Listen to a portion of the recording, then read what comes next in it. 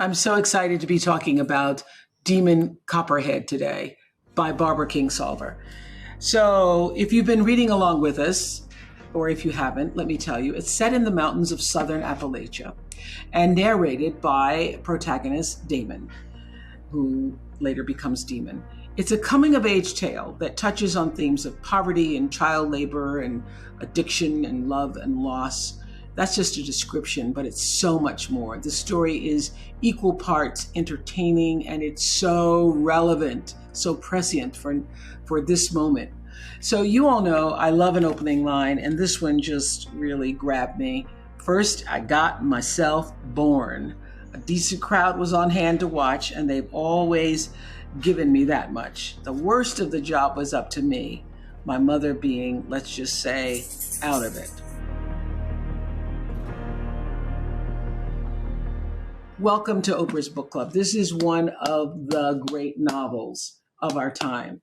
And today we're talking to an author who is no stranger to our club. Her novel, The Poisonwood Bible, was my pick over 22 years ago, back in 2000. And her new book, Demon Copperhead, is being called by so many critics one of the best of the year. She's also one of America's best known and revered authors. And we welcome you, Ms. Kingsolver. Hello again, Barbara. Hi, I'm so happy to be here. It's great to see you again. Great to see you again. It's been 22 years. Yeah, I think we're aging well. We are. You look exactly the same. Thank you. Also joining us for our conversation about this great novel are four of our very own book club members. Welcome Jonathan from Texas, Tim from Massachusetts, Jenna from Wisconsin, and Antonia from New York. Thank you for reading with us, all of you. So you're on your farm, I hear, in Washington County, Virginia, and I know you have long felt that the people from this part of America have been misunderstood and taken advantage of. What is it that you want readers to come away with about or understand about Appalachia after reading this? If you see Appalachians, we are typically, portrayed as hillbillies. We're the butt of a lot of jokes. We're a whole lot more than that. I really identify proudly as an Appalachian. And what I want to do when I write about my people is to counter those stereotypes with nuance. We are not one kind of person. We are whole ecosystems of people, of characters. And so I try to write that way. I think if I could tell you one thing about this culture, we are people made of community. We depend on each other. We are churchgoers, funeral goers, porch sitters, storytellers, music makers. We do stuff together. You show up for the sick and the shut in. Yep. Exactly. I think, our media are very urban biased. They're made in cities by city people. And there's this notion that the half of the people in this country who live in rural places and small towns are kind of living in nowhere. Well, it isn't nowhere. It's everything to us. And so I thought it would be interesting, to present that mindset in this boy who goes to a city and looks around and says, how can people live here? It's like everything and everywhere is a relative proposition. You're right. People always say, "Oh, it's the middle of nowhere," but it is the somewhere for all the people who live there. As I was saying, we were sitting together 22 years ago talking about another one of my favorite novels of yours, The Poisonwood Bible.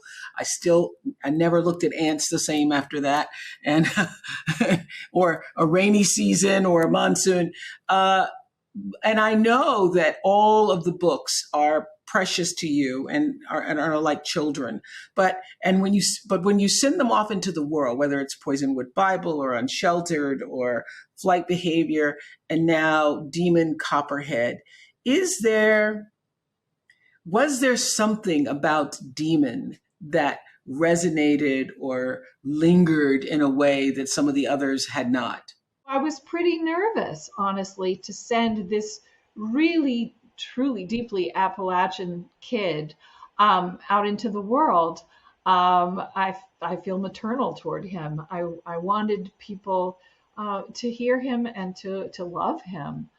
And we do indeed. Are you surprised?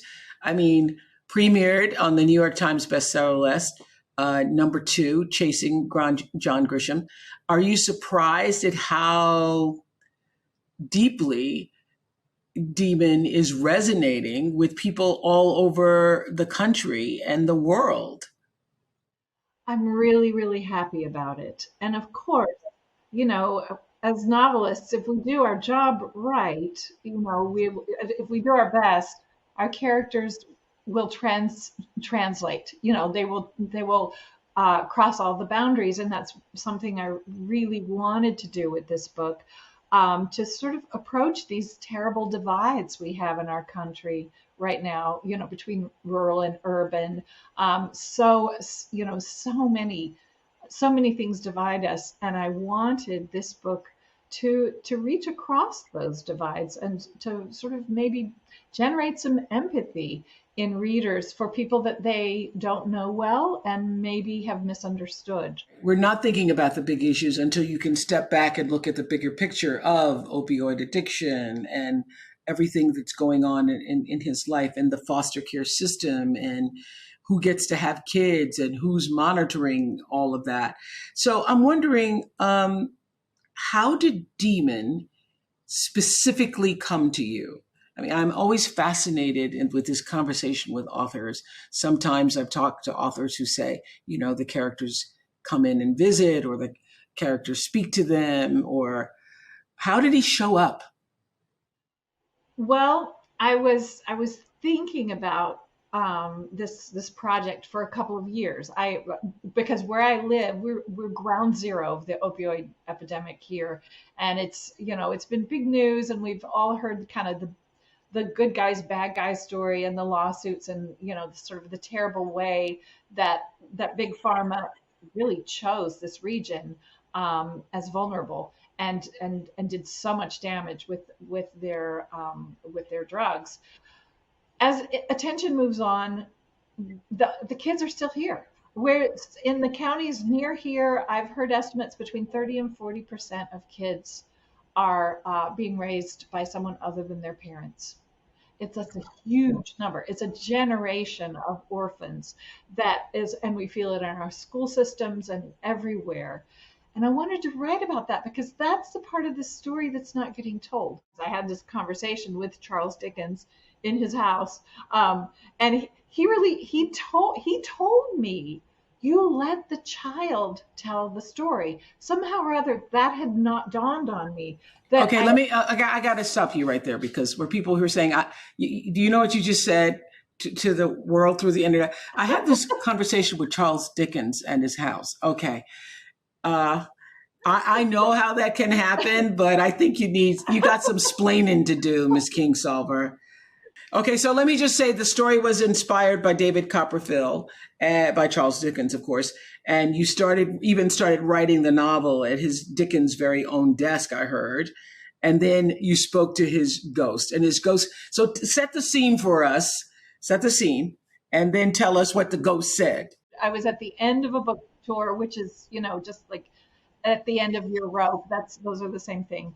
And I was really quite desperate about how to tell this story. I really, when you finish a book, you really want to be into the next one. And I couldn't give up on it, but I was going to give up on it. And I just, at the end of my UK book tour, I booked myself into this inn that was Bleak House, that was really Bleak House, where Charles Dickens lived and where he wrote David Copperfield. And I was so drawn to this study, where this little room that had windows looking out to the ocean, and that's where he sat. That's where Dickens worked. I just put my head on the wood of that desk. It was, the desk, thinking about him sitting there, and I felt this vibe. I just felt this anger because that was his life. He was an orphan. I mean, he was, his father went to the poorhouse. He was bounced around among relatives. David Copperfield was his story. And I realized that this kind of outrage that I was feeling was 150 years old. It's still with us. And I just really felt the man saying, you can't give up on this. You really have to do this. You have to tell this story. Look, I did it. You can do it. but you let the child tell the story. I heard those words, and I mean, my hair probably stood on end, and I ran down the hall and I woke up Stephen and I said, I just had this talk with Charles Dickens, and he said, I can't wait to hear about it in the morning. So I grabbed my pen and my notebook and I went back to that desk and I just started writing, and I felt he had given me permission. He said, look, I've laid this all out. I really felt he had charged me with retelling David Copperfield in my way, in my place in Southern Appalachia. And right then and there, my David Copperfield came to me. He had red hair. His nickname was Copperhead.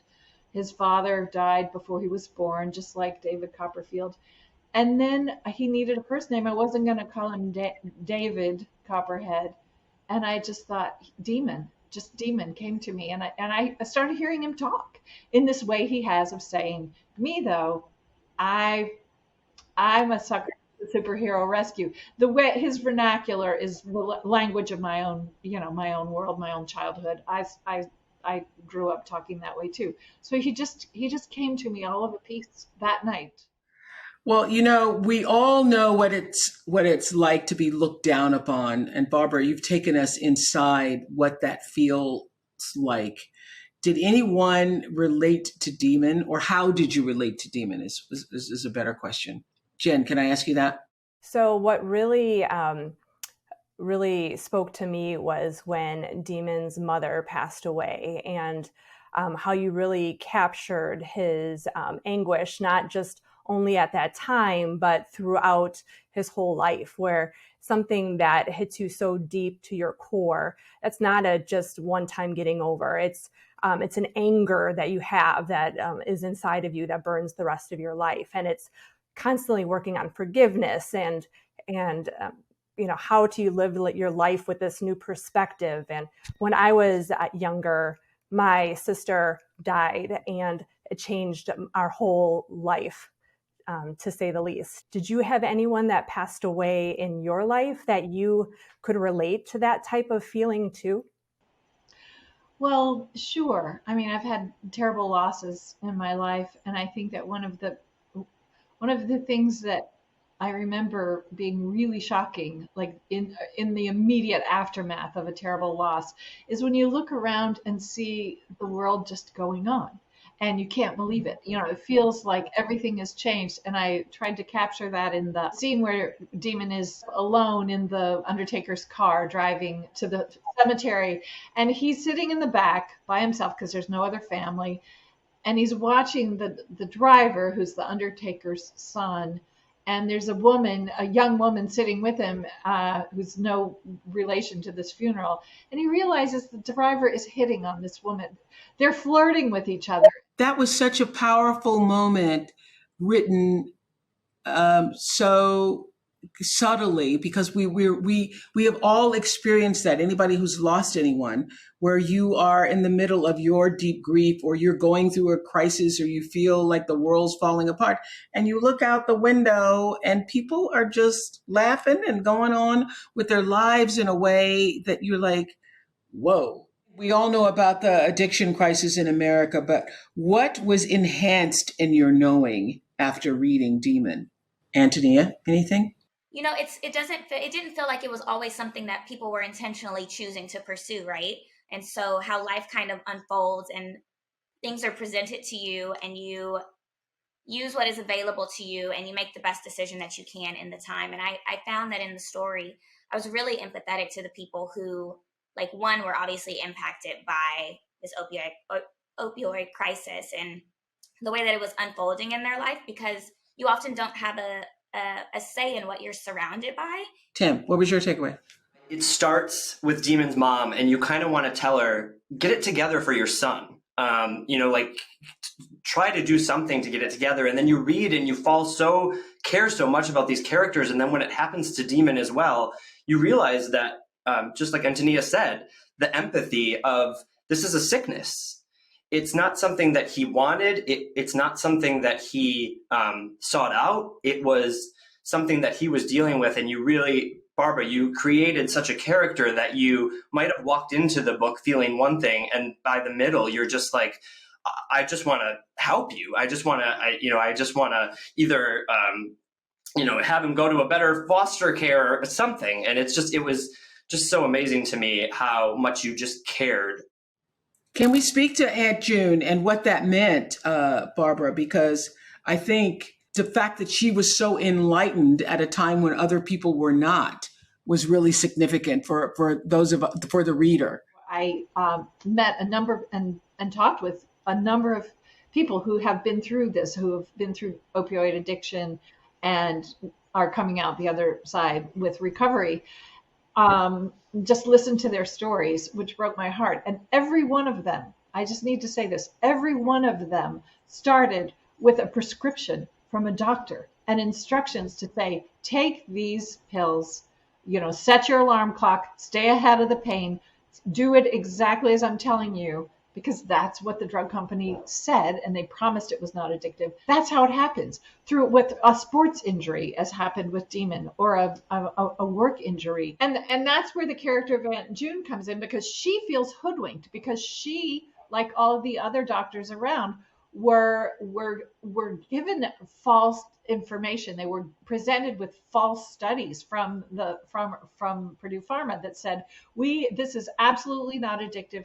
And so Aunt June she's the nurse practitioner who's caught in the middle, who's first to understand when these patients are coming back and getting angry because they're saying, I'm sick, I'm still sick, I need more of these pills. And she's the one to see what's going on. And this is how it actually happened. All right. So, Jonathan, what's your question for Barbara? Is Demon Copperhead or any of the characters in the novel based on real people that you know in your life? They're not. People always ask that, with every novel. And it's not how I work. I don't ever base characters on real people, because I start with, an idea, a big idea, something I want to write about. And then I, figure out the plot. In this case, Charles Dickens gave me the plot, and he gave me a lot of these characters. So I can't use real people, because nobody I know is that cooperative. They're not going to do, what I need. I have to be totally in charge. So that's it. I just make people up from scratch. That's why this is such beautiful alchemy. Oh my God, this is just, you create out of scratch, out of nowhere, and you make these people up, and they're so developed, they're so real that we're still thinking about them weeks after we've read about them, Angus and Demon, and how are they doing? I'm like, how are they doing? We could talk for hours about this. As you can see, we are into it. Thank you, Barbara Kingsolver. And I want you to have the last word. I hear you have a favorite passage. The floor is yours. First, I got myself born. A decent crowd was on hand to watch, and they've always given me that much. The worst of the job was up to me, my mother being, let's just say, out of it. On any other day, they'd have seen her outside on the deck of her trailer home, good neighbors taking notice, pestering the tit of trouble as they will. All through the dog breath air of late summer and fall, cast an eye up the mountain, and there she'd be, little bleach blonde, smoking her Pall Malls, hanging on that railing like she's captain of her ship up there, and now might be the hour it's going down. This is an 18-year-old girl we're discussing, all on her own and as pregnant as it gets. The day she failed to show, it fell to Nance Peggott to go bang on the door, barge inside, and find her passed out on the bathroom floor with her junk all over the place and me already coming out.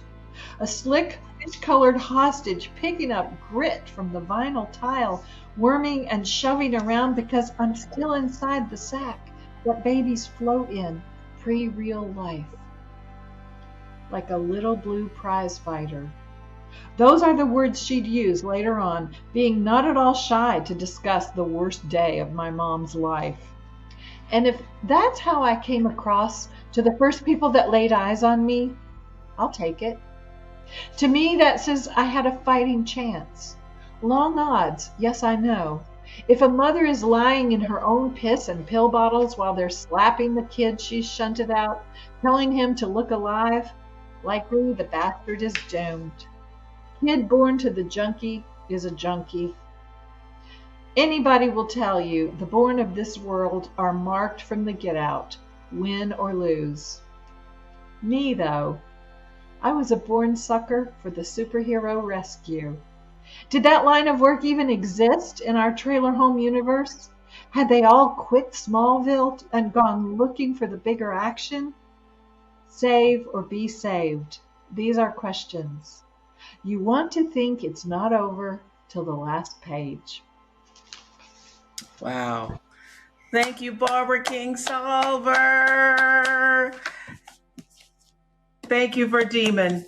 Thank you to all our book club members for joining us here today. This has been, wasn't this delightful? This was delightful.